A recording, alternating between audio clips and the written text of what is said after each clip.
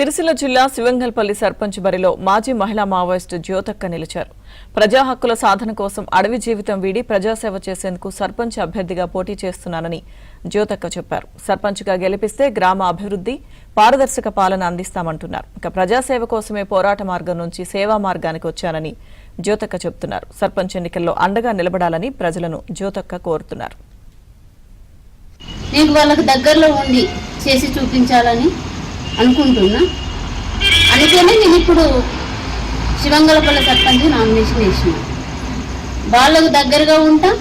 ఇంతకాలం నేను ఆయుధం పట్టుకొని ఎలాగైతే పేద ప్రజల కోసం న్యాయం కావాలని కొట్లాడిను, ఇక్కడ ఉండి కూడా నేను ప్రజలకు సేవ చేయాలి, నా వంతుగా ప్రజలకు ఏదైనా చెయ్యాలి ఖచ్చితంగా అని అనుకొని నేను ఇప్పుడు ఇక్కడికి వచ్చిన. ఈ చాలామంది అనుకోవచ్చు, అంటే ఇంతకాలము నక్సలైట్గా ఉన్న వాళ్ళు ఇప్పుడు వచ్చి ఓట్లు అడగడం కరెక్టేనా అని కూడా అనుకోవచ్చు. ఒక్కొక్కరికి ఒక్కొక్క రకమైన ప్రశ్నలు కూడా వస్తాయి. ఆ ప్రశ్నలు రావడంలో తప్పు లేదు.